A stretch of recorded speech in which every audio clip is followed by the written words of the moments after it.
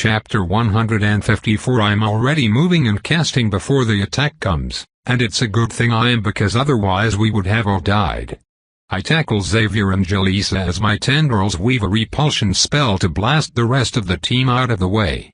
An instant later, Katavan's hoof comes crashing down where we had gathered together, Kiero having teleported her right above us. Because of course that arrogant dick isn't just able to teleport himself, but also his 10,000-ton girlfriend. Though he does not, I note, teleport himself at the same time, and his soul feels strained when he, oh shit, she's attacking again. Katavan the World Shaker, and isn't that a pretentious fucking name, rips her hoof from the massive crack she just hammered into the ground, wasting no time following up her devastating attack with another. A casual swipe of her forelimb barrels towards us, full of more contempt than effort, and yet still nearly killing me and half my squad. Even though we avoid getting splattered, just the wind pressure from the movement knocks us all on our asses. We absolutely would have died a moment later if Lark hadn't started her counterattack. Lark strikes like a fly attacking a horse, biting hard and painfully but not enough to truly deal appreciable damage. It's pretty damn distracting, though, and being the only one of us liable to survive a blow from the World Shaker, we definitely want Lark to be the target she focuses on. Xavier. Jalisa barks. The lake. Ma'am. She answers.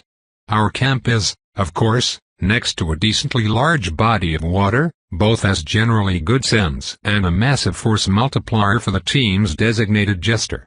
A huge, coiling massive liquid lifts into the air, though to my annoyance I feel Xavier focus on Katavan, which is very much the wrong target. I grab her wrist. Ignore the big one. I order. You attack where I tell you to attack. WH what? But, there.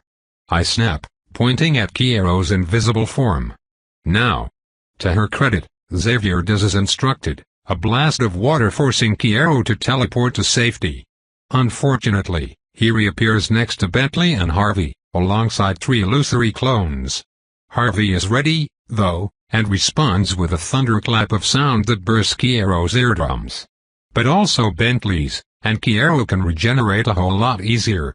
The battle has barely lasted 10 seconds and it's already going to shit. I need to get my hands on these fuckers.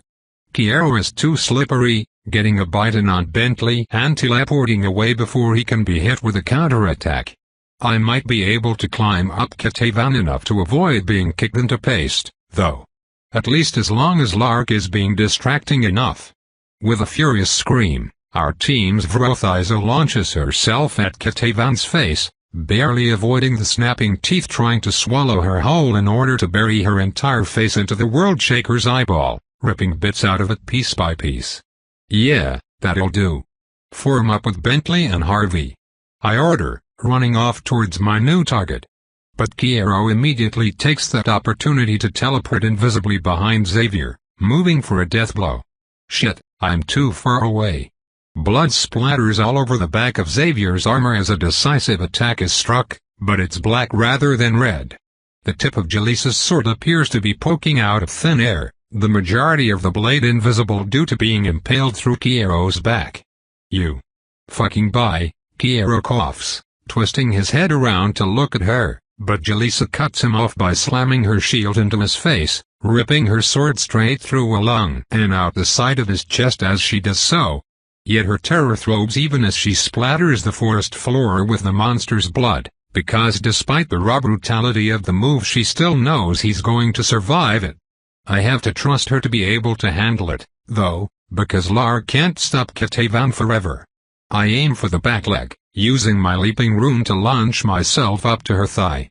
Bentley sees his chance to help, ignoring his gushing wound to bring his sword into the hoof Katavan might otherwise use to swat me like a bug.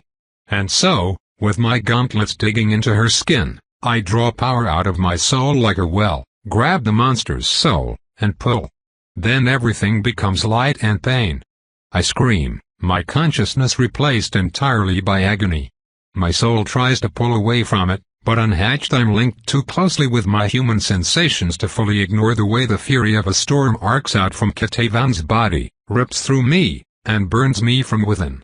My blood vessels boil and burst as the lightning sends me into spasms, causing me to fall from the World Shaker's body and nearly break my own neck. Though I'm thankfully saved by my slow fall rune. Still, my whole body continues to twitch and shudder, causing me to stumble dangerously as I try to stagger away. I could die at any moment, now. And compared to Lark and Bentley, I got off lucky. Bentley still writhes on the ground, Harvey wincing with pain as he tries to pull our teammate to safety despite the severe seizure Bentley is currently suffering. Arcs of lightning still dance around his body, crawling across his armor and shocking Harvey just for being nearby. Lark, meanwhile, falls off the monster's face and hits the ground hard, which means she's an easy target for Katavan's hoof to drop down and splatter her across the ground. I cast a quick rune to try and launch her to safety, but Katavan still slams down on her legs, completely crushing everything below Lark's waist. Fuck. Now I need to go save her. But between us happens to be an extremely huge, extremely hungry Vrothizo, and it's not going to stop attacking out of politeness. Well, fuck it, I'll have to aim well. I charge a kineticism rune, waiting for Katavan to twist my way before activating it and firing off between her legs. I barely manage to grab Lark by the armpits as I fly past, dragging her broken body away before both of us collapse in a heap by the edge of the clearing. Katavan shifts her focus to the others, perhaps because they're closer, leaving Lark and I in relative safety. At least for now. Lark's lower half is still attached to her upper half, but only technically. That whole part of her body has been popped like a grape, no small part of her once internal organs being left somewhere between our current location and where we started. And the rest of the team is doing about as well, all things considered. Bentley is conscious again, but he keeps getting racked with electrical jolts and seizing up whenever he tries to stand. Jalisa and Xavier are trying to fight their way over to him, but Kiera managed to bite off enough of Harvey's shield arm to render it useless, healing back most of the wounds Jalisa managed to inflict by surprise. She's largely immune to his illusions, but the rest of the squad isn't, and is stuck constantly jumping at shadows. I need to get Lark back up and running, and then... What, actually? What do we do then? The World Shaker has fucking lightning powers, I can't touch her without getting fried. Do I hatch? Can I even win with this weak, shitty body if I do hatch? Well, either way, Lark comes first. Drawing my sword again, I raise it up above my head and take a deep breath. This isn't going to be pleasant, I warn Lark. Get back. Lark warns, on the verge of letting her inner soul spill out into frenzy. No, I tell her, and cut her in half. My tormented body screams bloody murder at me, but I thankfully manage to get a clean cut through her spine. This is, I note, the second time I've cleaved someone in the squad in twain at the waist.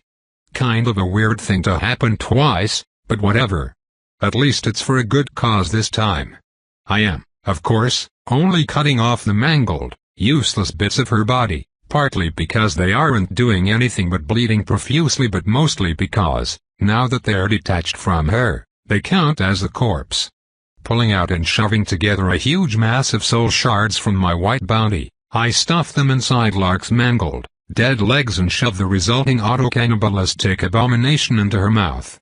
I told her it wasn't going to be pleasant.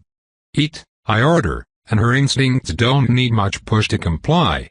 New legs rapidly start to grow as she devours her old ones, which writhe and kick as they, too, try to figure out how to eat something in response to my order. The entire time, Lark glares at me with a mixture of fury, hatred, and gratitude. But I don't have time to unpack that while we're all fighting to the death. I have humans to save and Vrothizo to kill. Your job is distracting the big one, I tell Lark. Don't bother going for the kill unless you have some way to do that I don't know about. Just keep her off us until we get Kiero. Got it? Her mouth is full, but I feel her agree in her soul, so I cast another repulsion rune and shoot myself back into the fray, simultaneously placing a second underneath Bentley and Harvey to save their life. And use them as a projectile against Kiero, forcing him to teleport away from where he'd been harassing Xavier and Jalisa, both of whom are now pretty damn beat up. We need Xavier to take out Kiero, but she can't fucking see Kiero, only Jalisa and I can ignore the illusions. If only there was some way I could. Oh shit, wait, I'm being a dumbass. Xavier. Kill whatever's orange. I snap, sliding to a stop next to her and running Manta through my tentacles. Orange? She asks, water swirling around her in a defensive ring. I point to Kiero's current position, which I've lit up with a glowing orange kinemacy illusion of my own. I'll be your eyes. Take him out. Oh, fuck yes. Xavier whoops. Oh, fuck you. Kiero hisses, and right before he teleports I paint the spot I feel him about to appear at with orange, causing him to get ripped up by a torrent of water on arrival. It's not enough to kill him, though, so we continue the dance. Kiero quickly intuits that Xavier still can't see any target markers she is not looking at, and also starts throwing up false orange illusions of his own as distractions. It's messy and brutal, but ultimately Xavier is the best match against Kiero because she can attack a huge number of places at once. Striking a false target isn't a problem as long as she's also striking the real one, and Kiero's 5-second teleport time limit means he takes a fucking beating every time we manage to catch him. Sooner or later, he's going to get annoyed, and, shit. Kiero teleports right between Xavier and I, claws thrusting forwards and piercing through Xavier's armor to stab her in the chest. Got you? Kiero hisses. Likewise, I growl back, ripping out his soul. Kiero and Xavier both collapse to the ground. Damn it, I was too slow. This body is too fucking slow. I couldn't grab him before he stabbed her. Jalisa kneels down to treat Xavier, but none of us have any way to know how deadly the Vrothizo's poison claws are. To make matters worse, Katavan immediately lets out a wail of despair and starts charging at us, ignoring Lark entirely. Then Bentley does the same, finally staggering to his feet and starting a furious charge towards her. Wielding his sword in both hands and screaming like a maniac, Bentley ducks under a deadly kick and cleaves his blade into Katavan's calf. She stumbles but doesn't fall, her body once again erupting in blinding white arcs of lightning, which carry through the sword and strike Bentley's body with blinding wrath. Yet Bentley doesn't stop screaming, and he doesn't stop attacking either. The lightning continues to pour into his body as he hacks away at a monster that can topple castles, and the more Katavan electrocutes him, the weaker her lightning seems to become. Ah! She's running out of power. I don't know why Bentley can survive it, but it doesn't matter. This is exactly the chance I need. I put one of my shards into Kiero's soul and reintroduce him to his body. You are on our side now, and will not attack us, I speak into fact. Teleport me onto Katavan's back. He does, obeying me before even understanding what just happened. Safely between her shoulder blades while Bentley and Lark keep up the offensive below, I sink down, remove my gauntlets, and lay my bare hands on the monster's skin. She has such an enormous, beautiful soul. A kaleidoscope of life and death surrounding a core of void, formed by the slaughter of unthinkable amounts of people. It's almost impressive, in a way, but I still sink my power into it to pull it free of its vessel. It's fucking powerful, so it resists me, holding fast to its black sump of a host. Yet my true self is far larger than this pathetic mass of flesh could ever conceive, and even trapped in a lesser body my soul is still one that has devoured an army of my own. Without her lightning to stop me, I gain ground in our struggle bit by bit before finally, inevitably, I rip her soul from her flesh and ride her corpse into the ground. A titanic crash makes the forest tremble as Katavan the World Shaker makes good on her name and death.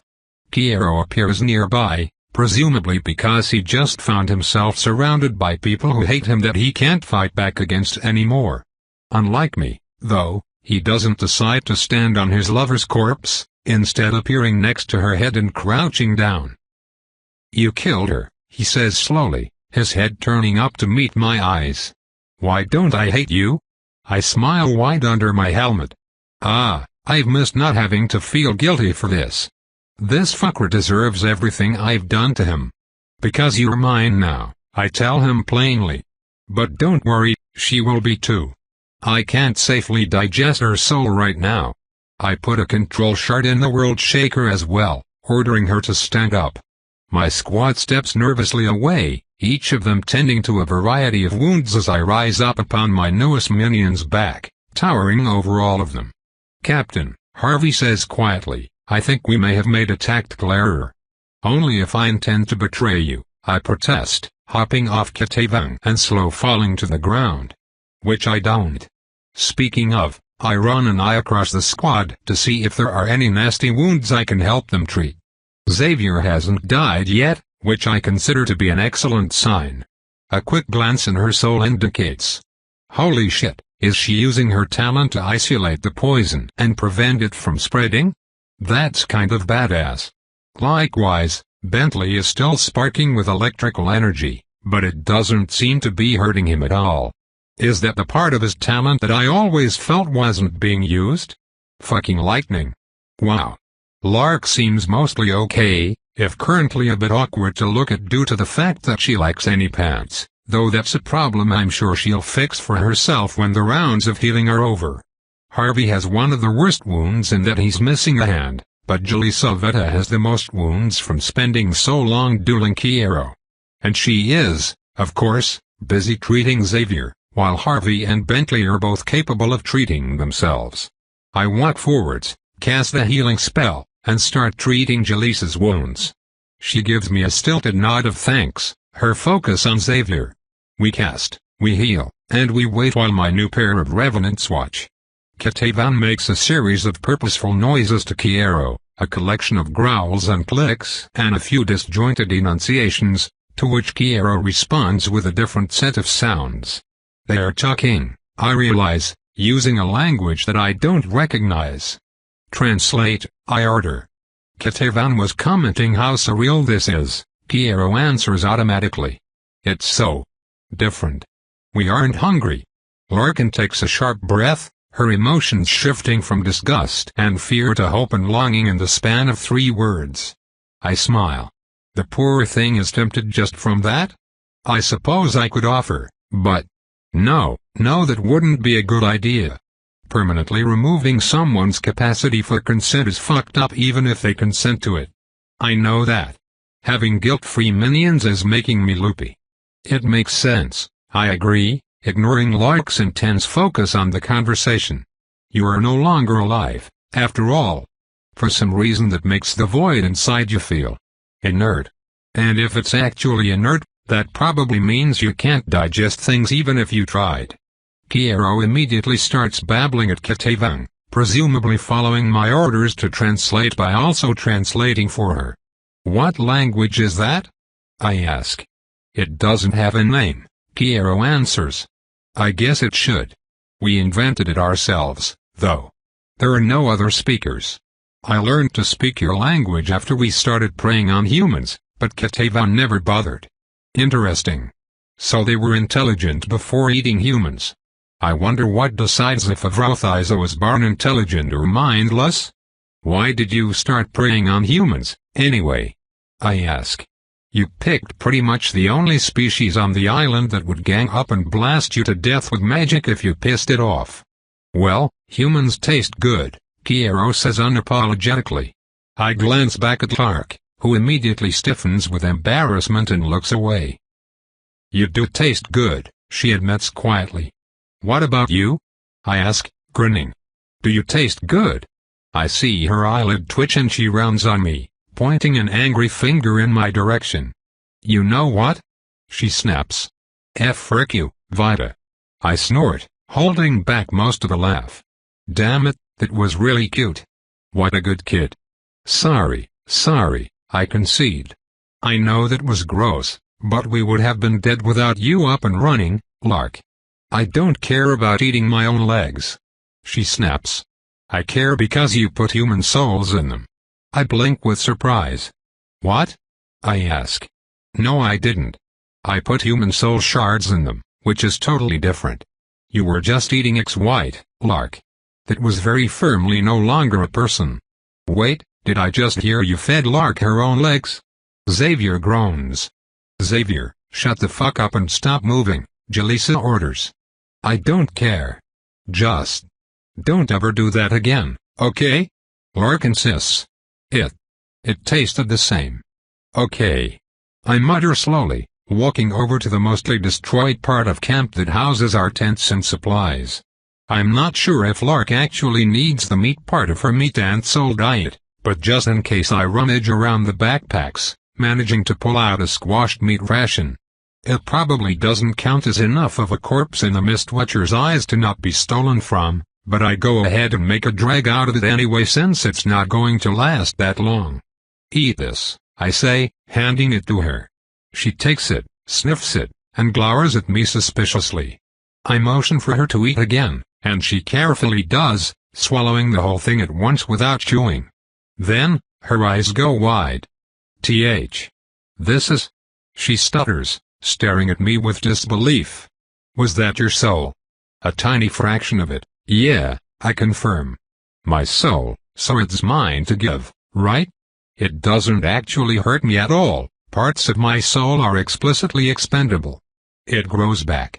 That felt like real food, Lark breathes. Of course, I shrug. Why wouldn't it? It's dried meat, Lark protests. It's already dead. I can only eat the living. And the unliving, I correct. And I just turned the jerky undead. Of course, it's still an emotionless slab of meat, just one that can technically move if I tell it to. So it counts. Isn't blasphemy grand? Got it, Xavier hisses suddenly, and there's a wet splat as she telekinetically tosses a glob of her own blood out of her body, where it proceeds to rapidly kill the grass it landed on. Got it, she repeats. I'm good, that's all of it. Oh, thank the Watcher, Jaleesa sighs, casting one last spell and then immediately collapsing, her breath heavy with exhaustion. Captain, Harvey grunts, I regret to inform you that heretics are corrupting the youth. Let them, Jaleesa dismisses. I don't fucking care. That heretic just saved all our asses. This does not strike me as in line with the Templars' principles, Harvey says evenly. Well, it does to me, Jaleesa snaps. We saved Vodka from a white, we avenged New Talsi, and we all fucking survived. That is an unconditional win to me, Templar. If the Soul Eater our bosses don't like wants to give the Soul Eater our bosses do like dieting tips after helping us protect the Watcher damn country, I'm struggling to see the fucking problem. We did it, everybody. We won. Hey Bentley, you doing okay over there? You're still sparking. I don't know how to turn it off, he admits quietly. Does it hurt? She presses. Does it feel wrong? I mean, my whole body hurts, but I don't think it's the lightning, Bentley admits. That feels okay. Then you'll figure it out, Jaleesa says exhaustedly. It's a good. You did a good job. Everybody did a good job. Anyway, I'm missing a lot of blood. Someone please feed me. Kiero clears his throat. Did I do a good job? He asks sweetly. Fuck you, Jaleesa grumbles. I hope you die worse the second time. Whoa. That shuts everybody up. I think that's the harshest thing I've ever heard Jaleesa say. To be fair, you totally deserved that, I tell Kiero. You're right, he agrees automatically. I guess I really deserved that. So. Now what? Now the weak humans rest up because they heal really fucking slowly, I answer him. And then I guess we head home while killing every Vrothizo we detect along the way. Oh, you want to kill Vrothizo? Kiero asks. I guess you'll probably want to know about our eggs, then. Katavan laid hundreds of them on the far side of the city. There's a beat of silence. Did you say hundreds of eggs? Harvey asks quietly. I mean, yeah. Kiero confirms, turning to Katavan and firing off a quick jibber of their personal language. She answers, and Kiero translates. 361, to be precise. That's a lot of eggs. It only takes 2 surviving Vrothizo to make hundreds of children? I wonder how many Vrothizo are a similar size to this one, Harvey muses quietly, a similar horror settling on the entire squad. Except, apparently, Xavier. Man, I can't believe the City Eater gets more sex than all of us, she complains. Chapter 155. Somewhat disappointingly, the rest of my squad declines to take the much faster and more efficient travel method of simply riding on top of Kitavan the World Shaker's back, and we end up trudging through the forest muck like plebeians that don't have tree-felling giants as subjects. I could ride alone, I suppose, but I'm trying to be one of the squad to encourage them not to betray me, and all things considered I don't really mind the walk. I am not and never will be above getting dirty. Unfortunately, I'm not really sure how far it goes to endear me to all of them. The general emotional state of my squad is conflicted at best, with Xavier of all people having the highest opinion of me. But even Xavier struggles to get over the fact that I'm wearing the body of her former friend as a suit. She's not terribly put off by the necromancy, the mind control, or even the time I recently slaughtered an army and almost killed her, but Malik's death really seems to get to her. She's a weird girl. Maybe being stuck in the wrong body just helps put the arbitrary nature of the soul into perspective? I don't know, and I'll probably never know unless I sit down and ask her about it. I don't understand her well enough to glean further insight. Jaleesa's next in line in terms of opinions on me, but it's a pretty big jump. She doesn't dislike me, per se, but she doesn't like me either. I've killed too many people she knows for that. But in many ways, she thinks of me the same way she thinks of the people whose lives I have ended, as a victim. And, in many ways, as a failed responsibility. She's in my corner not out of affection, but out of guilt. Which isn't ideal, but I guess it does the trick. Then there's Lark. Oh, Lark. She's weird, because I think she hates me. But if I'm reading her right, she's like, guilty about that.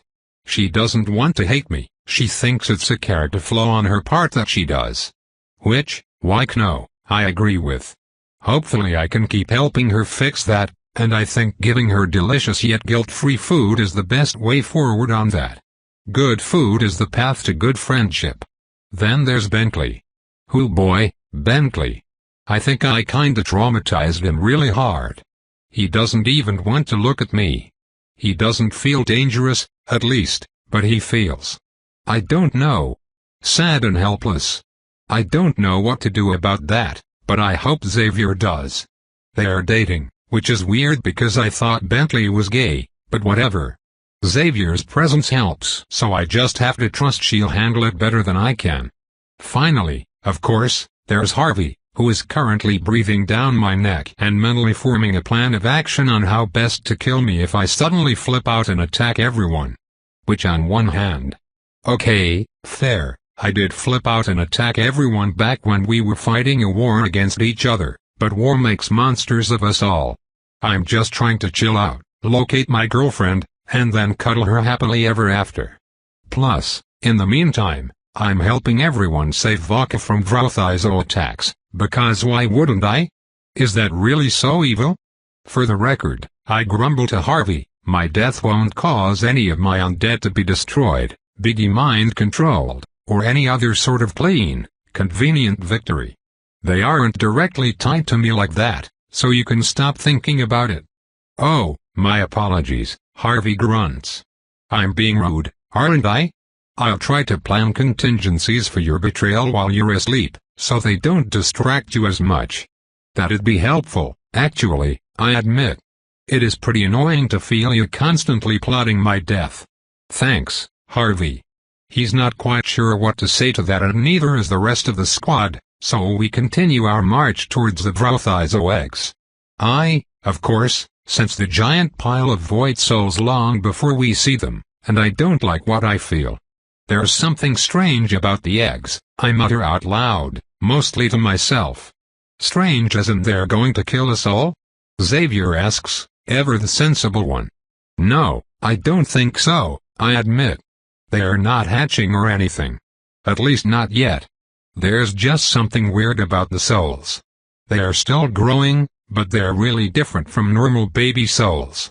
Which makes a certain kind of sense.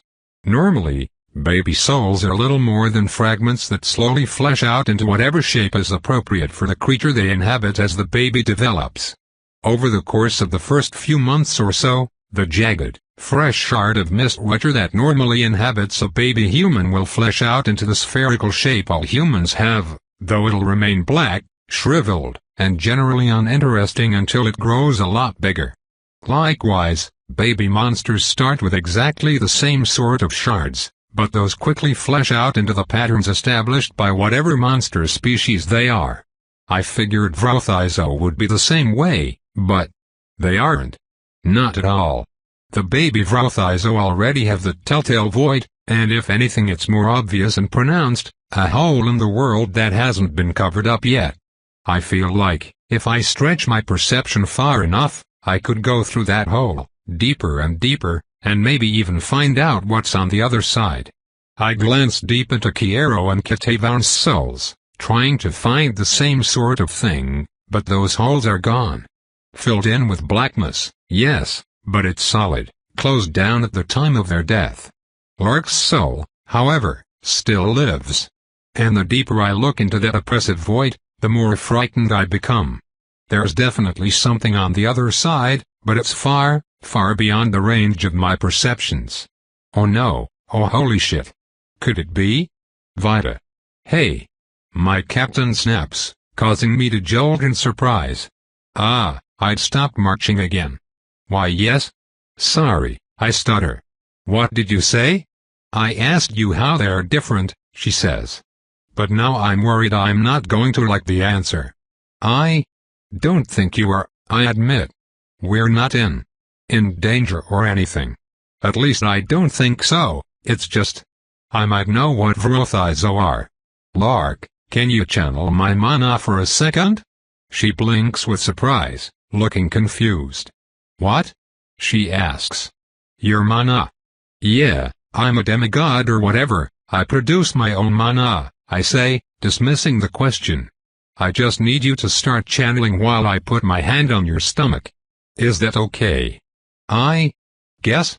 She allows, and I take off a gauntlet and the glove underneath so I can get skin-to-skin contact with her. Not having my tendrils to inject mana at a distance is annoying. She jolts in surprise as I stick my hand up underneath her silk shirt, but she at least starts channeling as instructed.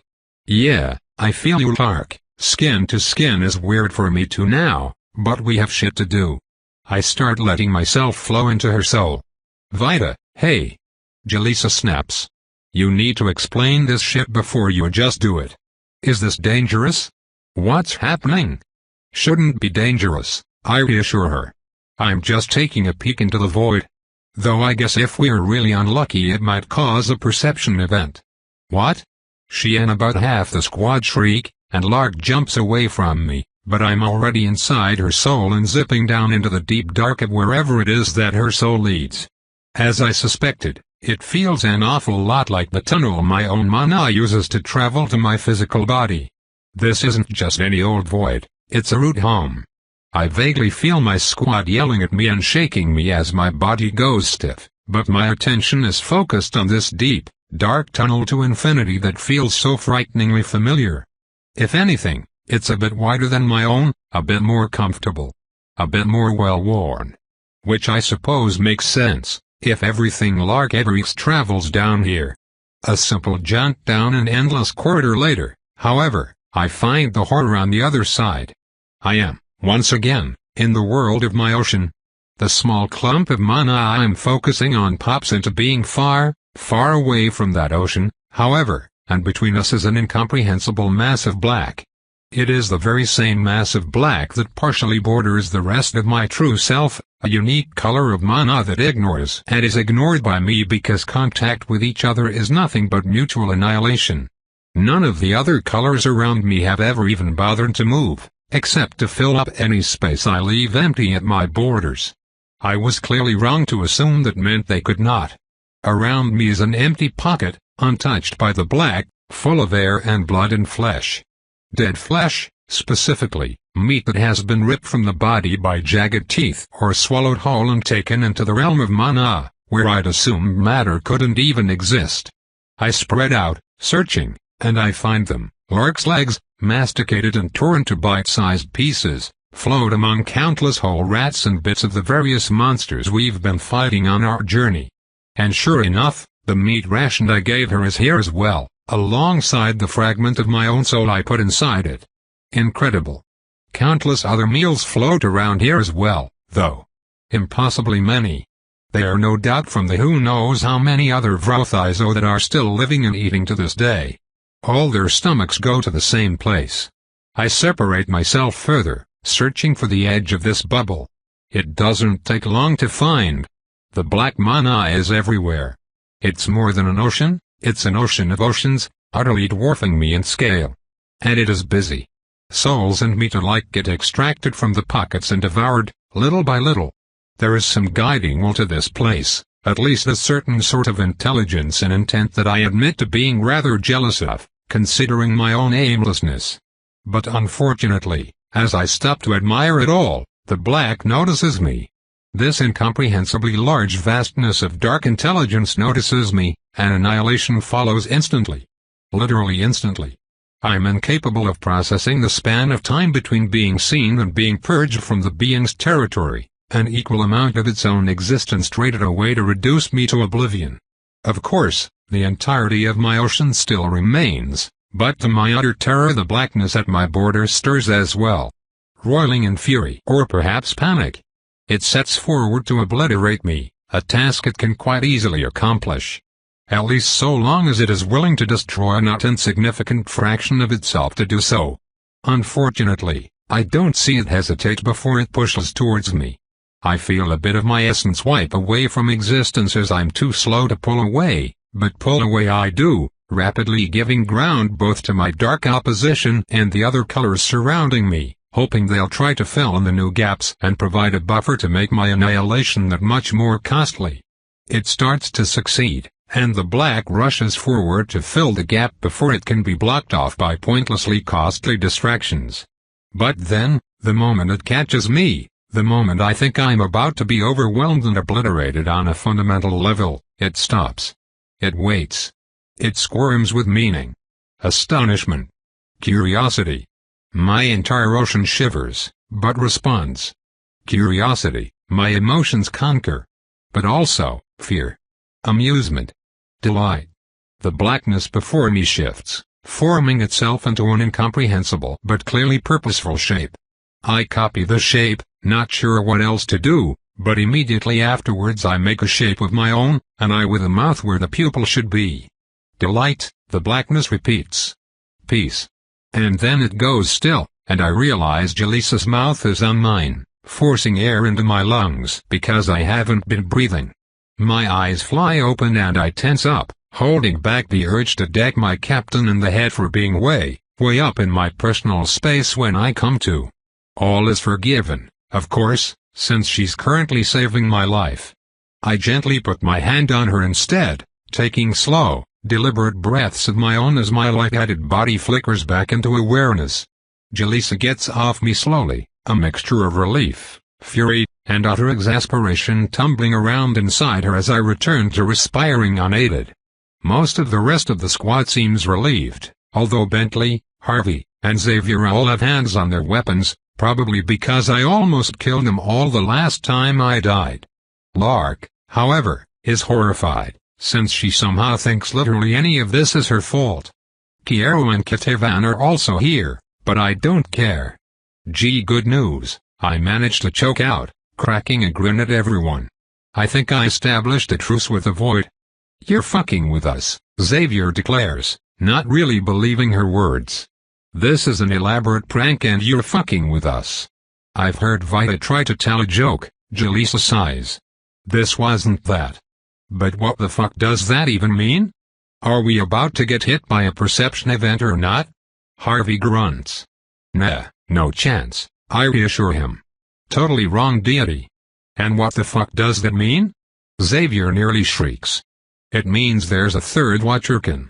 I explain excitedly, nearly headbutting Jaleesa with how fast I sit up. One that uses black mana. We talked, even. Well, kind of. It decided not to kill me, and that's good, since it's way bigger than I am. I think it was surprised that I exist, which, like no, is super fair since I'm really surprised it exists. I suspect the rest of us lack the heretical background necessary to understand what you're babbling on about, Harvey answers flatly. I start to form an automatic answer, but manage to close my mouth and try to actually think about it first. He's right. There's too big a gap between what Melik knew and what I know, and the rest of them are probably operating with Melik's knowledge base. Melik would be confused and incredulous about anything I try to explain here. I guess I should start with proof? Or, no.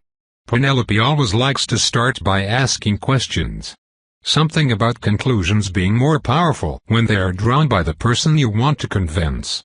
I'm not sure I get it, but I'll try to emulate her. What do all of you think I am, exactly? I ask slowly. You're the child of Arzranir, Harvey answers immediately. And like him, you're a lich. A dangerous abomination that we are unable to kill. I think you're someone with far too much power and far too little education, care, and trust in your life, Jaleesa opines. I think you're a terrifying murderer that I find concerningly affable, Xavier chirps, earning her a glower from Harvey. What? The lich is funny. I think you're the monster I am my life to, Lark mutters. I don't know what to think of you, Bentley says quietly. I blink.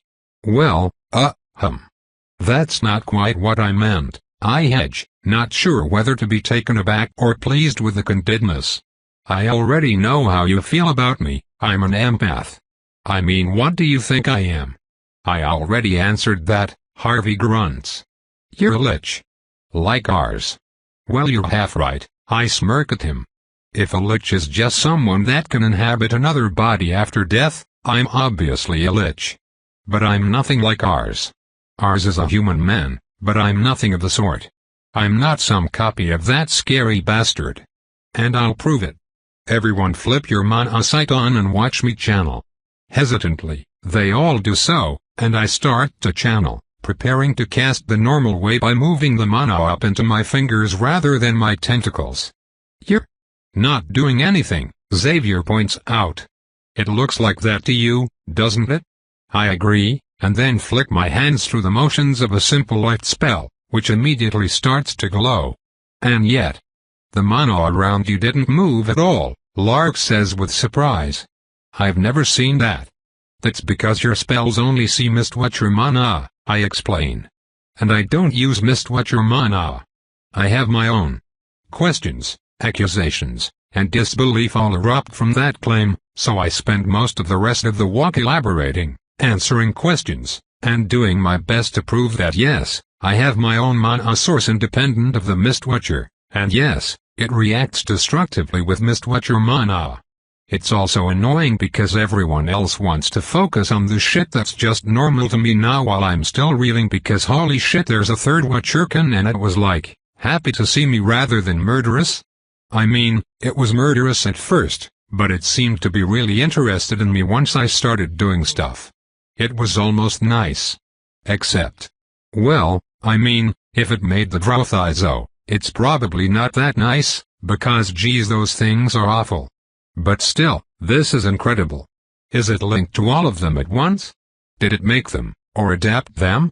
If it's linked to multiple bodies, can I be linked to multiple bodies? What would that do to me? How does it stay sane? No, wait, Lark isn't like a linked mind of Vrothizo. She's one person and she doesn't even channel black mana, she uses Watcher mana like everyone else. So she's not like me, she's just a mouth for something like me, basically. Does some other body guide the black mana's intelligence? Or has it learned to think without one? I have so many questions. But no one else even has the context to understand why this is incredible, and half of them don't even believe it. Including Lark, which is particularly annoying. No, they all want to talk about me, instead. Which I guess is fair. I want them to trust me, to understand where I'm coming from. Maybe that's Melik talking, but I really do want them to understand. So I shelved the incredible revelations for now and I talk a little about my time in the slums. I talk about what I was doing when I got captured. I talk about why I refused to release the human souls I was protecting. That, of course, gets the most pushback. The idea that the afterlife doesn't exist is anathema to these people, an idea simultaneously too absurd and too terrifying to consider. But as we reach the pile of eggs, I have an excellent idea on what to do next. Jalisa, I prompt, have you ever actually seen the Mistwatcher harvest souls en masse? Did you watch that, after the battle? I was a bit busy at the time, she grumbles, and you'd eaten all of the souls near us. This should be an interesting learning experience, then, I muse. Let's make Penelope and Theodora proud by doing a little experiment. Wait, Lark says. When you say Penelope, are you talking about First Lady Vesuvius? Well yeah, I confirm. She's my girlfriend. Anyway, here we are. I ignore the sputters of disbelief and various rounds of oh shit that erupt behind me as I step forward to her. I sense the unborn Vrothizo. Sure enough, we step into a clearing and in front of us is a towering pile of pitch-black eggs, glistening in the light. They seem to have been plopped out entirely haphazardly, no apparent nest having been made. Katavang, I order, smash half of these, would you? I'm not sure if it's the terrifying control my shards have over people or just the raw callousness of the two Vrothizo, but neither parent bucks at the idea of slaughtering their own unborn progeny. The massive revenant steps forward and accomplishes the task with ease and relish, perhaps exacting revenge on the pile for the discomfort no doubt involved in creating it. As expected, the souls inside lose their connection to the black mana when they die, their tunnels collapsing and leaving little more than strangely shaped soul stuff behind. Over 100 souls are gathered now in one place, and while I yearn to devour them, I need this offering to be accepted by the Mistwatcher. I still have plenty of snacks from the white anyway. Now I know most of you can't see souls, I narrate, stepping next to Jalisa as we wait for Misty to notice its meal, but they're actually quite beautiful. Most living things have them, though some living things don't. And if a soul is ever outside the confines of what the Mistwatcher considers to be a body, it reaches its own soul up to retrieve them. Misty itself has a soul too, after all, and for the record it has at least as many tentacles as the physical thing. But instead of eyes, it has mouths. Feel free to record that in your holy books. Vita, Jalisa sighs, can you just get to the point? The point is, your soul sight spell is too shitty to show you the chewing, I tell her. So I want you to watch the carelessness. I want you to see the utter indifference on display here with your own two eyes, and then tell me there's a divine purpose behind it. Here it comes. It's a scene I've seen plenty of times before. Spiritual tentacles poke up from the ground, swipe through the smorgasbord on display, and leave with tendrilfuls of delicious souls. And soul shards. The shattered leftovers remaining start to move towards the corpses of the baby Vrothizo, which I make Kiero put down so I can focus on Jalisa Veda's reaction. Most of the souls, she notes, had pieces left behind. They got broken. Exactly, I confirm. And you're not making these undead. This is how undead are made naturally. By Misty's own leftovers, yep. She's quiet for a moment. There could easily be some purpose we don't understand surrounding the shattering, Jalisa Veda says. Perhaps the ones that were broken were just the mindless ones, for example. These are Vrothizo souls after all. I thought you might say that, I smirk. Katavan. Smash exactly one more. She does. Eventually, a tendril comes to collect it, whole. Smash another one, I order. And we repeat this over and over, each individual soul being taken whole. None of them get smashed when they're not in a group. It has nothing to do with the worth of the individual soul, I explain. That can't be the case, unless every single worthless soul just happened to be in the first pile. I think shattering happens because the Mistwatcher doesn't notice the difference between a big soul and a group of small souls. Or if it notices, it doesn't care. Either way, the structural integrity of souls isn't important to it. Jalisa is still, her eyes locked on the most recent Vrothizo soul to be freed from its mortal coil. Eventually, the Mistwatcher's tendril comes to claim it as well. I've seen enough, Jalisa declares. Can you get your slaves to smash the rest of them so we can head home? I scowl a bit at that. What, that's it? I challenge her. Just I've seen enough and you're done? I'm trying to shake your whole island here. What exactly were you hoping for here, Vita? Jaleesa fires back. This is flimsy evidence at best. Well, it's better evidence than you have. I snap. All you have is stories. Shit people made up that you treat as fact. You have nothing to back up the claim that the Mistwatcher is kind, or that the afterlife exists, or any of it. Why won't any of you realize that? Damn it, this had better not be happening again. Did I push too hard? Not hard enough? What did I say? What should I have said? How did I fuck it up this time? Do you need to be right that badly? Jaleesa asks quietly. I do when it's the reason you put me in that fucking torture prison. I shout back at her. If it's the difference between being able to live my life and getting attacked by insane zealots everywhere I go, then yes, I have to be right. And if I'm not going to attack you, Jaleesa answers evenly. If I'm not going to put you in prison, or sell you out to anyone that will. You're still wrong, I hiss. Maybe so, Jaleesa concedes with a nod of her head. I certainly don't think you're crazy, and I know you can see and do things I'll never be able to. You've survived death for fuck's sake, maybe multiple times. I don't think you're lying, but I don't know if that means you're right, and ultimately, I don't think I care anymore. I'm not here to uncover the secrets of the universe. I have my suspicions, but they're mine. The only thing I'm gonna draw my sword over is to protect the people who need protecting. People need protecting, I say evenly, from the Mistwatcher. But doing that is what got me into this mess. I'm not a priest, Jaleesa answers. I'm not a theologian. What I know for a fact is that I don't know. She glances back at the rest of the squad, her eyes resting on each of them in turn. And I don't expect anyone to know. As your captain, it is my job to ensure every one of you is where you need to be to do the most good. As long as that's what you want to do, you're Templars in my eyes. I don't care if you think our lich here has it right or wrong. I don't care if you're heretics or faithful. I care if you're concerned with righting the wrongs in front of you. Nothing else. She turns back to me. So with that being said, it will be Hiveric night just a day or two after we get back home. Vita, are you willing to assist with the defense of Vodka against them? Do you swear you'll fight alongside us to protect our squad and the innocent people we're responsible for, like you have today? I scowl at her, but I nod. There will be High Templars around, I tell her. So I can't fight like I did today. But I'll fight as Melik would have.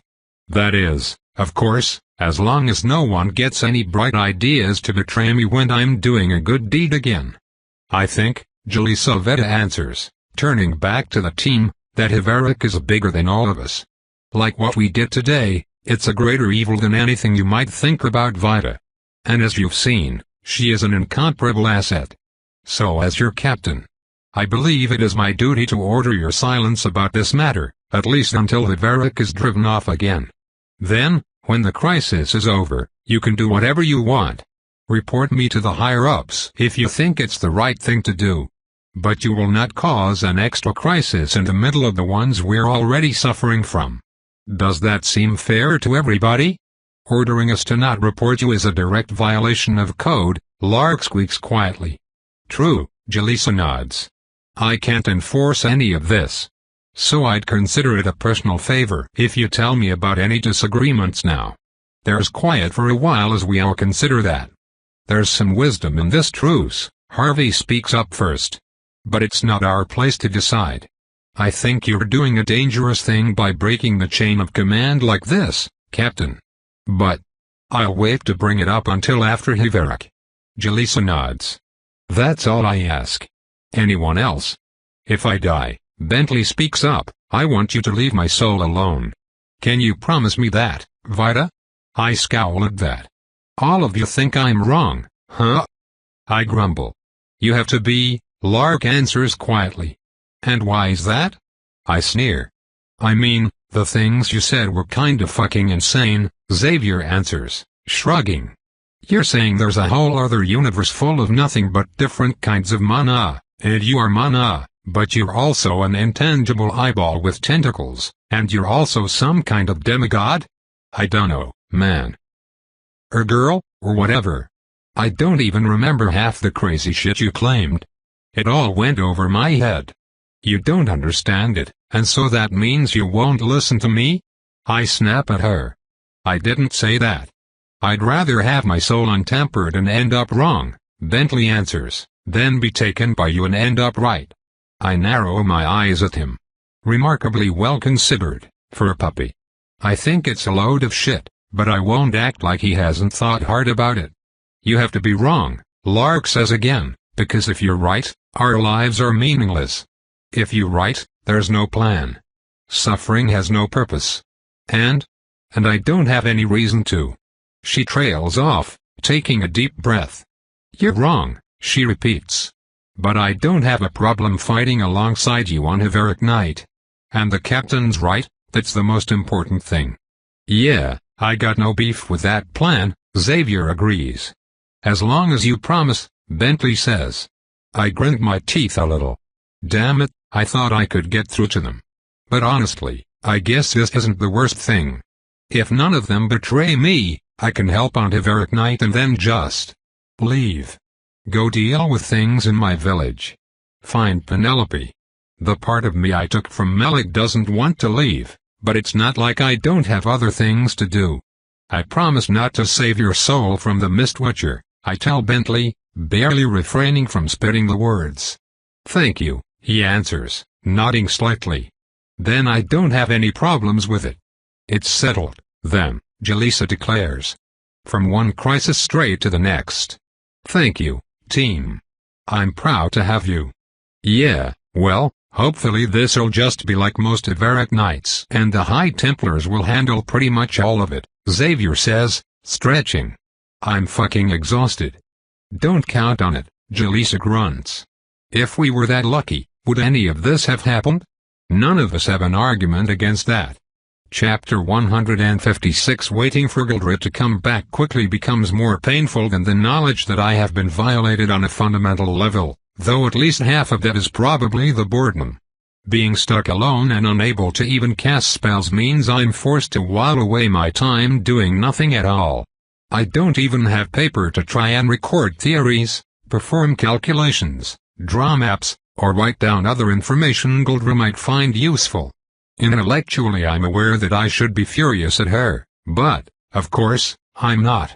The sheer speed at which that happened is concerning. Nugas took much longer to adapt to her new self. But I suppose that is exactly the problem.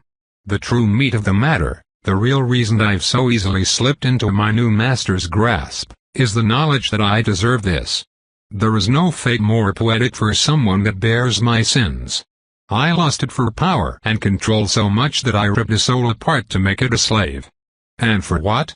Because I wanted the power that Vida has. I'm arguably responsible for her sins as well. I'm the one that encouraged her to start making revenants, that got her to bring Theodora back so we could start studying the blasphemies that led to Nugas. And ultimately led to my current situation. It's only right that I stop her now, that I end what I've started. Serving Gildred is how I can do that. And perhaps if I prove I'm loyal and compliant I won't be stuck in this damn cell anymore, and I'll get my ability to cast spells back before I die. Not from the wounds I've been given, those will heal on their own. My natural regenerative rate is enough even without spellcasting to supplement it. But my evolution into a new kind of being isn't one that can be ignored or left to its own devices. Growing myself a new tail requires regular upkeep, and without that guidance the musculature and bone structure will likely grow incorrectly, which could cause severe damage to my lower spine. And that's the least of my worries. I can't be very useful to Gildred if I end up crippled. As much as it pains me, I should probably try to remove this collar. She told me not to, but, well, I'm operating with information she doesn't have, because she had other questions and then she had to leave, and she would obviously prefer that I continue being alive to serve her, so this decision is the one that's most likely to please her. Right? Right. Great, let's remove this collar and try not to think about the fact that doing so was one of my objectives before my priorities were shifted, since that would just lead to a frustrating logic loop about my priorities and the degree to which I should be weighting the unknown possibility that I'm currently enacting a plan that I subconsciously implemented in my own soul in case of a situation like this. The chances of such a thing should be low. Guldra would have found the memory alterations in my soul if I applied such things to myself, and she would have needed to investigate them for her own safety, and she is not a fool, so she would have, but she didn't do anything of the sort, therefore they probably don't exist. I take a deep breath. Okay, Penelope, I say to myself. Let's talk out loud to help focus. And not because I've had an artificially induced mental breakdown that ripped away every good thing in my life. That's not important right now. To remove an enchanted metal collar without killing myself, I need to determine the mechanism by which it attacks tampering and bypass that to unlock it, or determine the mechanism by which it attacks channeling and bypass that to ignore it. But the limiting factor for both of those is that I have the ability to observe neither visual nor magical aspects of the collar, because I'm unable to channel and it is attached firmly to my neck. Definitely. A predicament. It means the only useful sense I have is touch. I can trace the outside of the metal collar, memorize the patterns I feel, and try to extrapolate the internal runes using that information as a starting point. Which will take a while, but it should be easy enough to do as long as I run my fingers over the outside of the collar, and scowl. As long as the carvings aren't entirely internal, I grumble to myself, finishing the thought. Watch her, damn it. I can't meaningfully make progress on this. I'll just have to wait for Guldra to return so I can explain the situation to her, which she'll be understandably wary of, so I'll also have to prove my loyalty, but I can't really plot out how to do that since there are no tasks I can perform to demonstrate it. I am well and truly stuck here, bored and alone and with nothing productive I can set my attention towards. So now what do I do? Masturbate. I wrinkle my nose at the thought, some small part of me thankful that I don't find the idea of Guldra walking in on that to be at all appealing. I need to be useful to her. I need to give her what she wants, supply her what she needs, be proactive about making her dreams a reality. And considering how unflappable she's been during political attempts at seduction, I suspect she's far too straight for that to be anything but a detriment. Which is good. I'm not quite Nugas. I'm just the same old monster with new priorities and no desire to mourn the loss of my old ones. That's much less of a complete death of self, when you think about it. Right? Yes, I'm probably good enough at self-justification to think that. I sigh, sitting down on the dirty ground as I try to direct my jittery need to be productive, to not simply waste this time. I've already abandoned the mask of my sneaking suit, which was of course designed to hide the shape of my body to make me harder to recognize. The holes blown in it are all still there, but thankfully I'm almost finished regrowing the skin and internal organs that I blew out of my own body when Guldra forced me to miscast. For her own safety, of course. Very clever of her. It has barely been a few hours since she left, and I already feel stifled without any way to assist her. Then I hear the door open, and I immediately jump back to my feet with delight. She's back. No, wait. I don't smell her. And the only person with that kind of chemical crypsis is Lynn. I seem to be getting rescued. How best to prevent this? Obviously, Lynn should die. This eliminates a significant asset of the enemies, as Lynn is ultimately more loyal to Vita and her family than she is to me, as well as proves my utter loyalty to Guldra as her ally. I shudder at the thought I almost just had. She can be important and I can be loyal without debasing myself. I am worth more than a simple slave. Anyway, killing Lynn. With magic, it would be trivial. Without magic, it's significantly more tricky. I will need to catch her off guard, and naturally that will require me pretending I still possess my old loyalties. Distasteful, but hardly a deception I'm unused to. Falling back into my old mindset should be a trivial task. Countless magical defenses and traps stand between me and the entryway, but it doesn't take Lynn long to make her way through them regardless. She's not a professional thief for nothing, and I've upgraded her body significantly since she entered my employ. She's faster, stronger, able to distinguish the slightest sounds and scents, and outfitted with numerous tools for infiltration and espionage, including a variety of metal artifacts.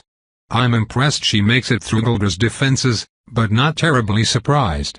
The young woman has only grown more attractive thanks to my attention, her practical and many-pocketed armor strapped with a variety of knives. Strands of red hair dangle haphazardly from her bandana, and she flashes me her usual wry grin as she spots me behind the barred door of my cell. I smile back, every part of my expression appearing happy to see her. "Lynn," I cry out with relief. "I knew you would find me. How's the situation in the city?" "Not bad, all things considered," she answers, nodding. "Sorry I couldn't get here sooner, all the teleportation made you a bitch to track. You wiped nearly all of the Inquisition, which... well, you know my opinion on that." "I do." She was against it, even though it helped Vita. But the Inquisition needed to be destroyed not just because it was a threat, but because it wasn't enough of a threat. It was strong enough to disrupt our plans, but not strong enough to actually succeed against us, which means it certainly wouldn't survive ours. He's had a decade and a half to plan his revenge, after all. Better for the city to purge it and remove the absurd ban on animancy studies. On this, I can agree with my old self. Gulder liked my plan, after all. "That you're here at all is what matters," I tell Lynn. "My collar is supposedly an explosive strong enough to kill me if it detects me channeling. Can you remove it?"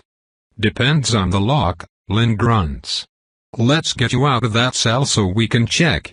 I nod in agreement, and she sets to work picking the lock on the door, which is opened barely 5 seconds later. She steps inside and I turn around to give her access to the locking mechanism on the back.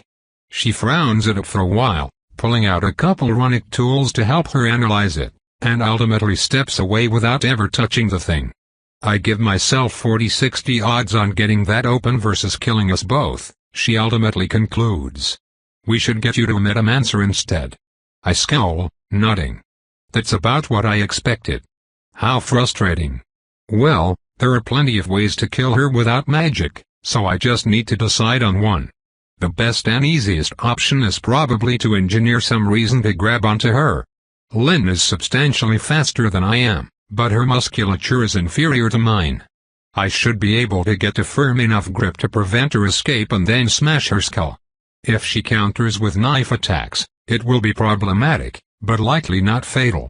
I don't really touch Lynn very often, though, and any suspicious actions might cause her to accelerate her perceptions to the point that she'll notice my deception while I'm in the middle of trying to tighten my own grip, and break it immediately. We'll just have to escape while my magic is still being prevented, then, I inform her. And we should do it quickly. This collar might be traceable as well. You set the pace, Lynn agrees, and we start heading up the stairs to the ground floor, where the various lethal traps have all been disabled. A few steps of the stairwell are still smoldering molten rock, necessitating that we jump over. Perfect. I take the leap and immediately hiss in pain on landing, collapsing as I clutch my obviously still regenerating wound. Lynn's eyebrows raise in surprise, and she leaps ahead of me, offering a hand. "You need help, boss." "I'm fine," I insist, because I'd normally refuse to show weakness in this situation. I stand up just a little shakily, wincing as I take my next few steps and slowing down with each one. "Yeah. I'm sure you're fine, but you should let me carry you," Lynn suggests. I glower at her. "Why no, very high-class noble of you to not need to walk yourself." Lynn hedges. I continue glowering. "Just a little more." "We'll be much faster if you allow it," Lynn finally says. I let out an aggrieved sigh. "Fine. Go ahead." She picks me up in a princess carry, letting me put an arm around her neck in a natural way. Perfect. She rushes out of Gulder's secret home, and I wait just long enough for her to stop being on edge before I apply more than enough force to crush her spine. Or so I expected, but despite my superior strength I somehow find myself flying through the air, experiencing only a brief sensation of Lynn's body twisting to break my grip before I'm landing face first onto the forest floor. Lynn leaps backwards a huge distance, drawing knives and crouching low into a combat stance. "Why did you just try to kill me?" she demands. Shit. Is she really that fast? How did she get free? I barely even processed what happened. "What are you talking about?" I snap back at her.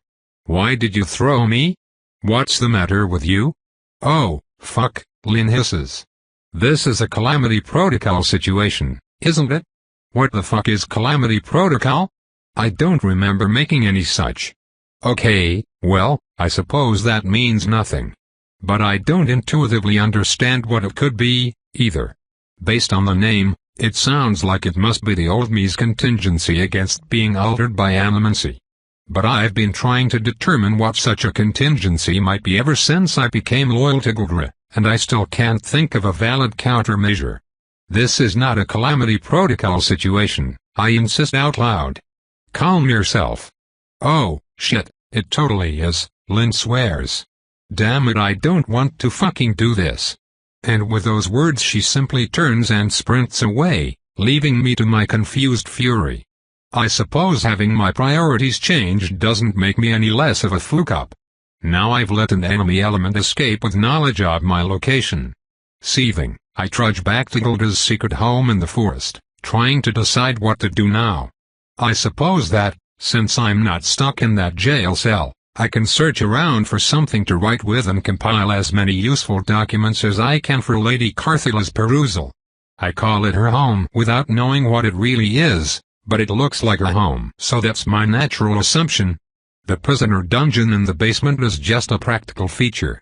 On the ground floor is quite a comely home, lavishly furnished and decorated with what seem to be old hunting trophies, including the stuffed head of a baby dragon which is mounted on the wall. Dragons are such interesting creatures, and I quite enjoyed getting to study the biology of the one Vita killed and brought back. I intend to incorporate many parts of it into my own body one day. But I digress. It's clear now that it falls to me to defend this place, now that Gilda's enemies know where it is. Rifling through cupboards and drawers, I finally locate some things to write with and get to work compiling relevant information about the work I've been doing in Skyhope so that it will be easier for her to take over the publicly beneficial projects now that I'm absent. Oh, Watcher, I'm going to be fucking absent. I won't be a first lady anymore. The one place I was actually starting to do real good for the world is gone.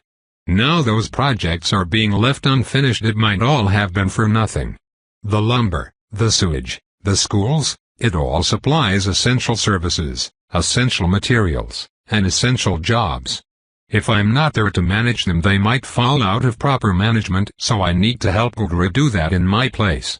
She's the only one I trust to do it, even if she's probably not interested in any of the work. And if she is not interested, it can't really be that important.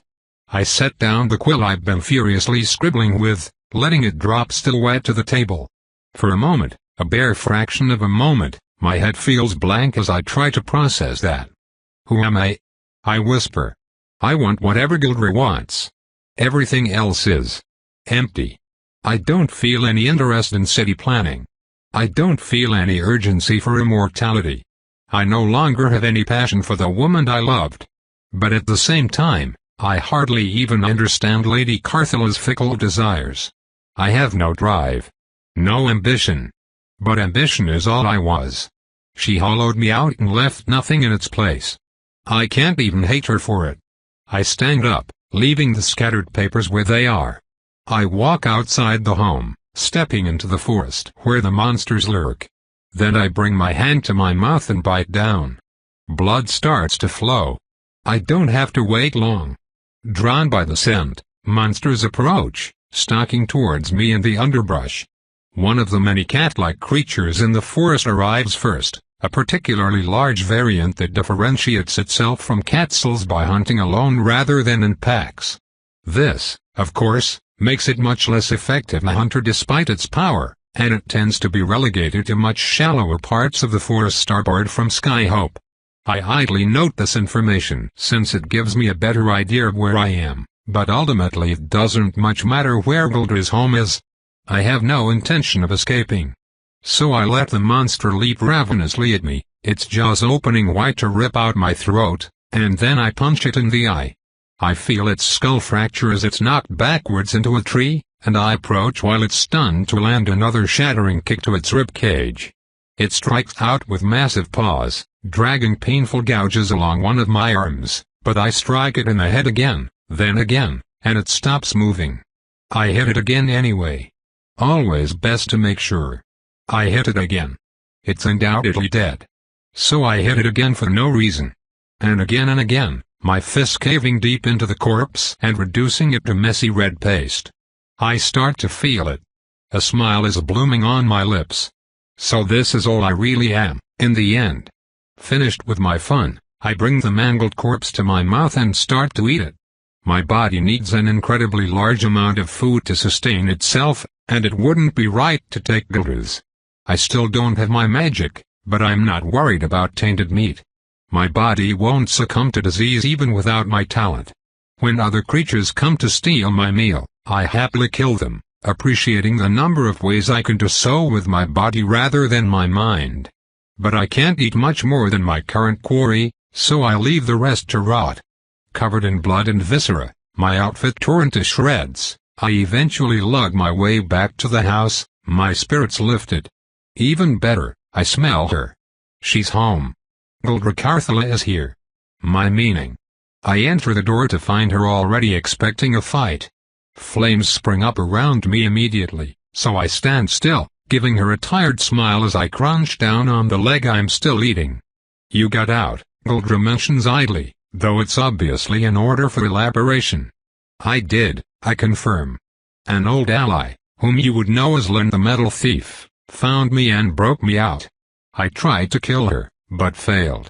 She knows this location now. Does she know it's mine? Gildra asks curiously, eyeing the collar on my neck. She does not, I reassure her. She's aware I have been mentally influenced, so her natural assumption is probably ours. Well, that's not so bad, Gildra muses.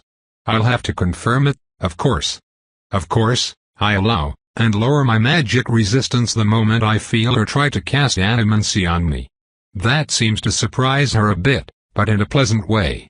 The thought of it makes me, well, not happy, really. Satisfied, perhaps. That's as good as I'm likely to get anymore. My current master hollows my soul out further, but there's not much left of me to carve. She seems amused at my explanation of what I've been doing since being let out of her prison, and while she doesn't take the collar off, she doesn't lock me back up, either, ordering me to defend her home with my life. Ah, good. Finally a task I can focus on. I thank her for it, which causes her to laugh. You're so what you're damn fucked up, Vesuvius, she chuckles. What a fucking freak. I have nothing useful to say to that, so I stay quiet. She eventually leaves, claiming it will likely be quite some time before she can come back. Disappointing, certainly, but not unexpected. At least I have a purpose now, to protect this house. Oh, how far I've fallen, I mutter to myself, and then I feel like a traitor for it. It's not as though I'm worthy of the power and responsibility I once wielded. Even if some of it was helping. Perhaps Gildra just doesn't understand how much it was helping. She surely can't be infallible. But there's nothing I can do about it from here, so it's a moot point. I get to work, but a day later I get another unexpected visitor. One that is both simultaneously more and less welcome than Lynn. May I come in, Lady Penelope? Nugas asks, knocking on the door. Nugas. She found me. Or perhaps more likely, Lynn led her to me. But why? Unlike Lynn, Nugas is loyal to me and only me. She is no threat to Gildra so long as I order her not to be one. I am not a lady anymore, I answer her. You are still my lady, she counters. May I come in? I swallow. Yes. She does so, dressed practically for once in light full body armor, her face still that horribly perfect mix of beauty and regrets. Watcher, how could I make such a thing? Such a person? You look terrible, Lady Vesuvius, Nugas comments brightly. Shall I draw you up a bath? I am, of course, still covered in dried blood, since I hunt for every meal. It is the highlight of my day. This is not my home, I argue, shaking my head to decline. I should not dirty Gildra's bath without her permission. Nuga smiles wide at that, though there's a glint of cruelty to it. Ah, she says. How does it feel, my lady? I blinked readily at her. You always seemed so much happier than I feel, I admit. Are you faking it? I am not, Nuga reassures me, stepping forward. She cups my face in both of her hands. I love you, Penelope Vesuvius. You make me very, very happy. Do you not feel the same about your master? I look away from her, stepping back and breaking her touch. I suppose my servitude is different from yours, I tell her. I deserve for it to hurt more than yours does, besides. Gilgra is doing what is best. Nuga chuckles. If you serve her, I will serve her, she says firmly, starting to circle around me. Your goals are my goals, my lady. Now and always. I thought as much, but it's still reassuring to hear, I admit. You will make the task Gilgra has given me much easier, and I do not suspect she will object to more servants. Thank you, Nugas. It is, as always, my pleasure, she coos. Nugas, I muse, can you tell me what calamity protocol is? I ask. Ah, she says. That's very simple, my lady. If you would come here? I'm immediately wary. As much as I trust Nugas, I keep my magic resistance up. I never taught her any animancy, but I can't risk it. No magic flows into me, though. And instead, my collar clicks open. Nugas takes it off my neck, setting it down on the counter next to us.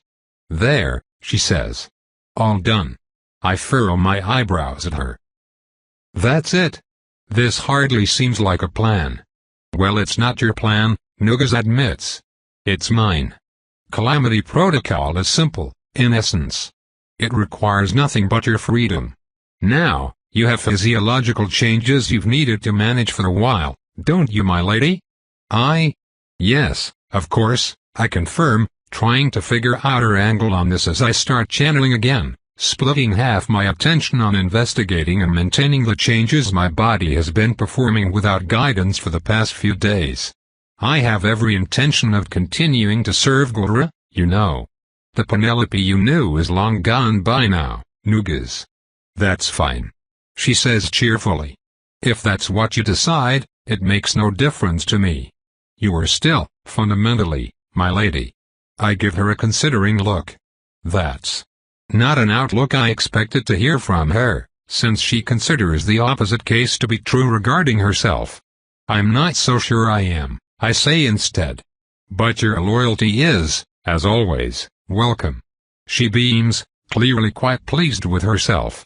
Gilgra did not see fit to remove my revulsion at her existence, at least, so I do not indulge in my enjoyment of that loyalty. That is, as always, a dangerous road to walk down. You won't stay this way, though, Nugas tells me with chilling certainty. You are, as ever, a woman of principle. I stare at her for a moment, then turn and head for the prison cellar. Establish a set of metamancy defenses, I order her. Make sure no one enters other than Gilgra, and clean the home for her arrival. Of course, my lady, she confirms happily, and I descend to the basement to strip. Now that I have my magic, I can start making myself much more useful. I'm not a first lady anymore, so I have no need to keep up appearances. I have Nugas with me, so she can handle the tasks Gilgra wishes for without my help. I can focus on more important. Well, Gildra's desires are the most important things, but I can focus on things more befitting to my talents, since those desires are being fulfilled by someone else. That is, after all, the very purpose of a chain of command. Naked, I squat down in the still unlocked prison cell, focusing a cleaning spell on my body so as to ensure nothing on my skin will be an impediment. I guide the transformation of my tail first, trying to think of safe ways to accelerate the process. Unlike my old daily routine, where all my time was always accounted for, I quite literally have nothing at all to do now that Nugas is here. I can devote all of that time to self-improvement. and since I have no need for maintaining a public appearance anymore, well, what's holding me back? I'll need an absurd amount of food to sustain constant growth and transformations, but if there's one thing the forest has an abundance of, it's meat. Yes. This should work. With my constant attention in casting, I will be able to change my body far safer and more rapidly than before. My body needs to not only emphasize my strengths as a caster, but also cover for my weaknesses. It would be bad if I'm caught by the same trick a second time and turned away from Guldra. Therefore, I need to be able to defeat her tactics, should anyone try them again. So I focus, and I get to work. The tail, I have already planned. Long and thick, the underside will be covered in stubby tendrils for casting. The rest of it, however, alongside most of my body, will have a more draconic lemming. Dragon scales, after all, are the most heat-resistant substance known to man. Guldra, the greatest thermomancer on the island, can certainly melt them, but not without a significant investment of both time and power. It isn't instant, and that speaks a lot to their durability as a material. Having studied how they are grown, I can of course grow them myself. Having studied how they hold and transfer heat, I can also implement similar systems into my skeletal structure, creating an internal heat sink that should be able to survive at least a short while even in the event of a magic resistance breach. That way, if a comparable threat to Guldra ever surfaces, I can deal with it for her. Finally, I need flight. Dragons, again being an excellent example of physical superiority, accomplish this with a combination of magical and physical propulsion. Copying Lark's limb physiology allows me to redesign my skeletal and muscular structure enough to add an extra pair of limbs, but rather than arms I'll give myself wings. I just have to focus on the development of the body, simultaneously managing a dozen different changes at once without losing focus. I pour myself into the task, shifting and shaping with fervent anticipation. Ah, good. This is something I can still appreciate. Something I can enjoy. She didn't take this from me. The search for superiority is ever at my core. Lady Vesuvius, Nugas says, snapping me out of my thoughts. It's been a full day. I've brought you food and water so you can continue safely. I blink with surprise. Well, I suppose I have been running low on energy and water reserves. I gratefully accept the monster corpse and the pitcher of water, greedily gulping them both down. Have there been any problems? I ask her. None I have not solved to what I believe will be your satisfaction, Nugas answers demurely. Would you like me to interrupt you if any additional problems occur? Not if you think you can handle it, I dismiss. Thank you, Nugas. She smiles and bows before returning upstairs, and I return to my work. I have enough room and enough modular casting tendrils for dedicated spell-specific organs to be space-efficient, so I expand upon what I've learned about Bentley's talent to create an organ which converts channeled mana into chemical energy, allowing me to render food unneeded except for raw materials. And to manage raw materials, I create an organ system that develops and pumps a more efficient chemical slurry and repair function to wounded areas, again copying from Vrothizobiology to enable hyper-rapid regeneration for as long as I have the mass to supply it. Days pass, then a month, Nugas remaining by my side to keep me fed and healthy throughout it all. Only once am I disturbed in a significant way, when Guldra shows up near the end of my changes. Holy shit, she says, grinning widely as her words immediately capture my focus. I stare up at her from my place on the floor, heart fluttering with excitement. You look even more insane in person, Vesuvius. It takes me a while to respond, as I've been still for many days now, my massive tail coiled around my body as I develop the many organs inside it. My body is still growing to its full size, with my height still reaching its full value, my wings barely half what their final width will be, and my tail yet unfinished in all aspects. I haven't started growing my scales yet, since they would simply need to be replaced if I grew after forming them. You have remote viewing spells, then, I managed to croak out, my voice alien from throat alteration and general disuse. Of course, she confirms. I'm not dumb enough to leave you here unsupervised. I was surprised when your girlfriend lookalike showed up, but I gotta say, I love what she's done with the place. Nubes is very useful, I tell her. As I hope I will be to you. Oh, Guldrakus. What a good little girl you are, Vesuvius. Some deep part of me bristles at that, furious at the condescension. But I push it down and lock it away. It's a compliment from Guldra, and it is welcome. Thank you, I say, making sure not a hint of acid makes it to my tone. She laughs. Wow. I can see why you made that Nugas girl. This is fun. I think you're going to be just as much of a delight as she is. I do my best to ignore the cold horror I feel at those words as well. The need to please her is stronger. Thank you again, I say. I only wish I could safely serve you right now. But as I am, I need more time to complete myself. The ultimate servant, huh?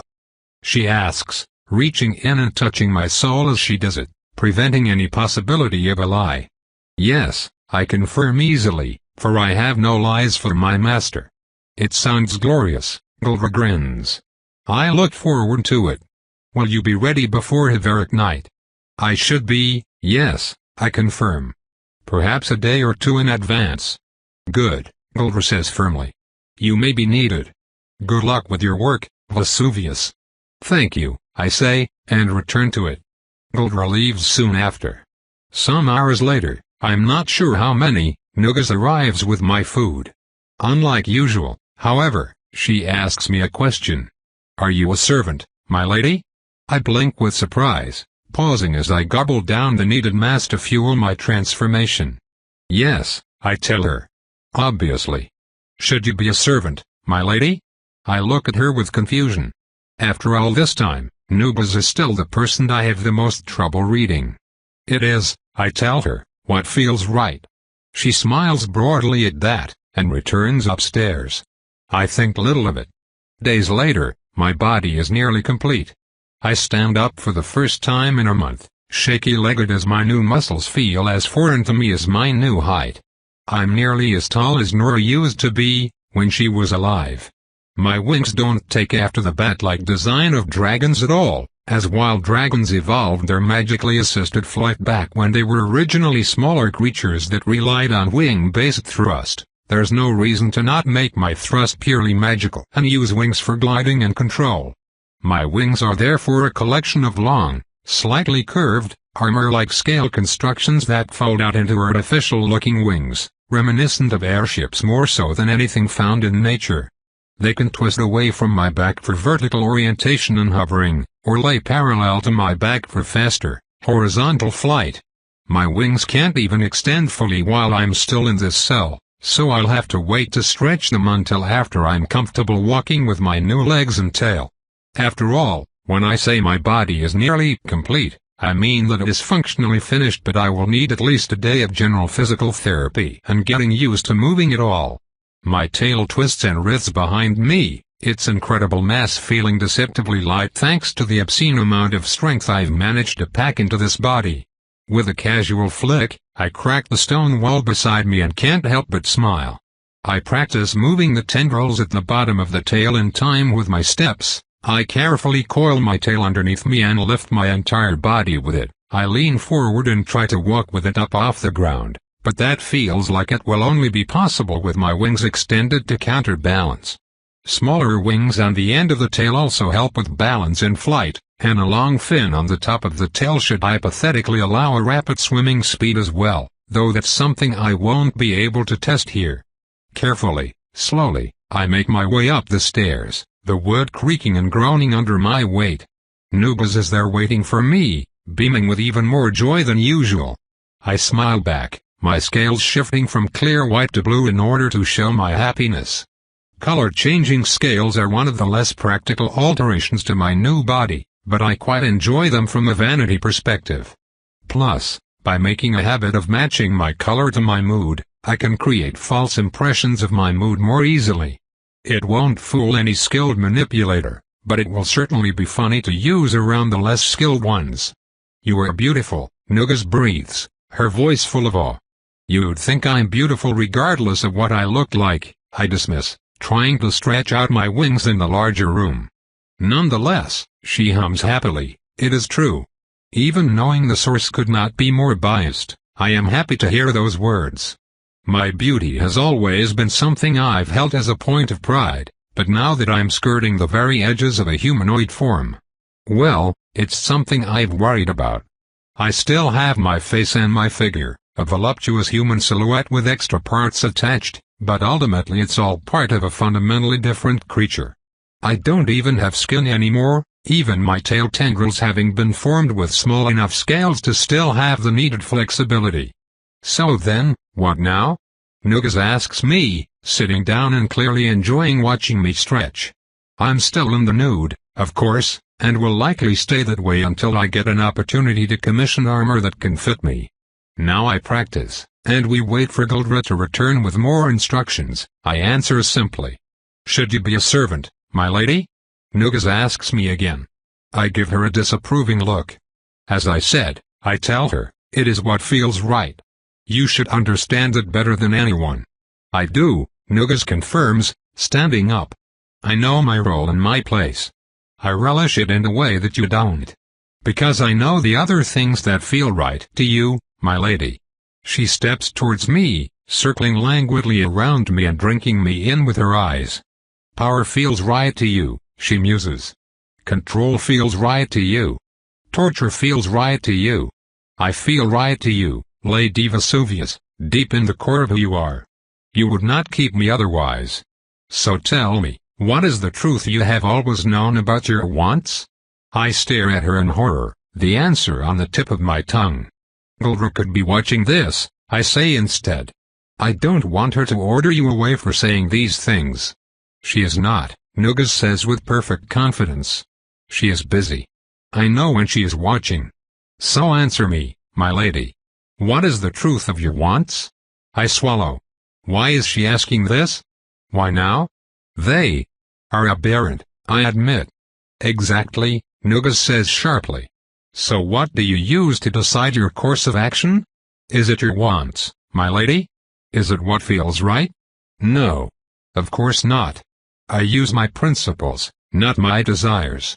I do not have the inherent feel for right and wrong, so I defined the terms rationally, and used it to guide my actions forward. But none of that matters, because I failed. My nature continued to creep up over my reason when I least expected it. I remained a slave to the evil at the core of me. I did good, yes. I did so much good. And yet, I'm a monster, Nugas, I tell her. I will abuse any power I'm given. And this is the part where she says Guldra will too, isn't it? As if I don't know that. As if the woman didn't admit to my face that she's the same sort of monster I am. But that's not what this is about. Yet Nugas just reaches up and cups her hands over my cheeks, pulling me down to her height. Then abuse me, she purrs. I pull away from her, stepping back quickly and stumbling over my own tail. Don't you think I deserve this? I ask her. After everything I've done?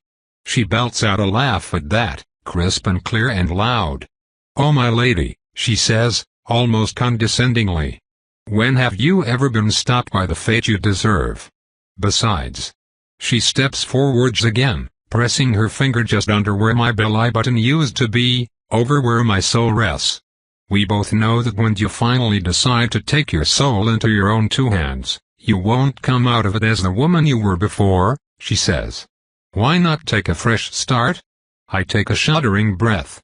I don't want this. I don't want this at all. I just want to let Guldra control everything, to take all the responsibility, to not have to. Ugh. I feel the disgust welling up inside me at those thoughts again, and this time I latch onto them. This isn't what I am. But that doesn't matter. The only question is, what should I be? Does serving Guldra match my definitions of right and good? No. Emphatically no. Ignoring my personal sins, Guldra's stack higher than any other, and she is exceptionally powerful. She is glorious and she gives me meaning, and there is no doubt that, in terms of cost-benefit, she should die. Ideally, her soul can be saved and given to Vita, so I can still appreciate.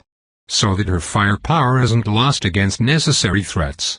But fundamentally, Guldra is only a single tool against Averic, and the damage she deals is greater than the benefits she provides to Vodka as a whole, especially if she enjoys making slaves like I do. And like Vita does. It is, upon consideration, an open question whether or not giving Guldra's soul to Vita is wise. She does not seem quite so stable or reliable without love blinding me. I will have to think on that. Regardless, by my principles the task is clear. I must move against Guldra.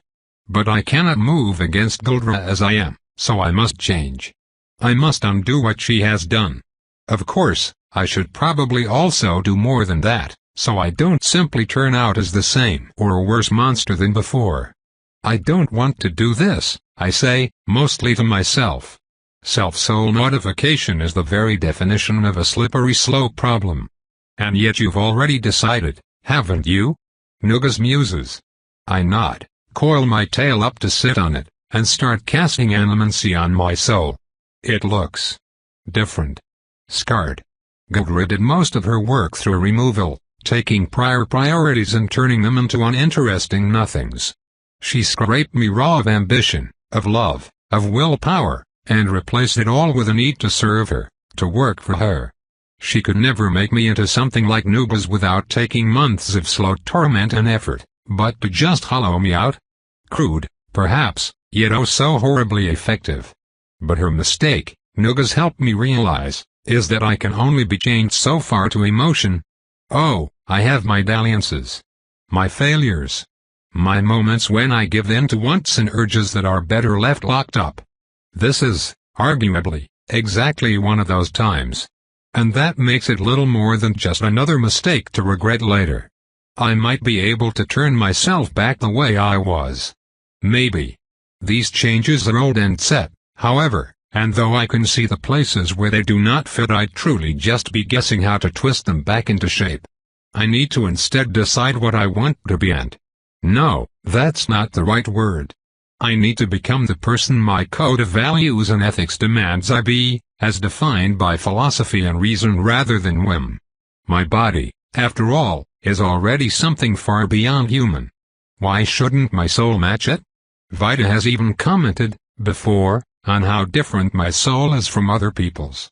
How I almost look like a splice in a way that my soul is in two parts, a spiky shell, and what most other animancers describe as the bubbles. I'm not sure it's an apt description, but if bubbles are the metaphor we are choosing, I think of them like those of a pot boiling over. Something that, if gone unwatched and unstirred, utterly ruins an otherwise delicious stew. They are, after all, my natural desires. The sadism, the need for power, the urge for dominance. Those parts of me are all here. And they are aberrant. So I will twist and crush and change them, covering them up with the other half of my being, the artificial rules formed from my understanding of how a person should be, rather than from what I really am. I will live henceforth as a servant of good, not out of empathy or love, but merely out of raw, self-inflicted willpower. I've created a frightening woman, Nugas, I comment idly as I feel my mind once again start to become someone else. You've always been deliciously frightening, my lady. I meant you, I tell her wryly. Unleashing me and empowering me to violate my own soul like this. It's irresponsible, at best. What if I decided to give in to my older urges, or my urges to obey Guldra? With a name like Calamity Protocol, you must have known how poorly this can go. I think the thing about being a goddess, she muses, is that you are allowed to be as merciful or calamitous as you so choose. And when another woman dares to have the fucking audacity to change you in a way you did not wish to be changed, well, I thought you'd agree she was due a little bit of ruin. I know this is entirely my fault, I sigh, but you are completely insane. Perhaps, she says lightly, sitting down on my lap. For once, I don't push her away. But am I less sane than you, my lady? Or am I more? My fleshy tendrils twist away at strands of mana as I continue to kill myself piece by piece so I can stack the shards of myself anew. It will be, I decide, an interesting Hiveric night. You don't think you could form yourself a little love for me in that soul of yours, my lady? Nugas asks, cuddling up to my chest. You know, For the greater good. I sigh. Perhaps if you behave, I answer flatly. Always, Lady Penelope, she assures me. When have I ever been up to mischief? I don't give her any of the obvious rejoinders, however, as I find the question of love to still be quite an open one. Gildra ripped my love away from me. But should I put it back? Was my relationship with Vita healthy? For her, for me, for Vaka? There's certainly an argument to be made that there is significant strategic value in not breaking up with Vita, as doing so would introduce a dangerously unstable element to an already unstable person in the middle of a frighteningly unstable situation. On the other hand, that's exactly what I'm doing with myself. When, I wonder out loud, is love optimal? When it makes you happy, Nugas answers. Then I think I will be happiest not doing anything at all. I choose not to love anyone, for now. I've always been scared of my incapacity to love. I'll be happiest knowing that it's not something fake that I've simply installed in myself.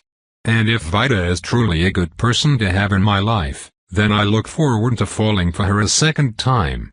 Tope continued.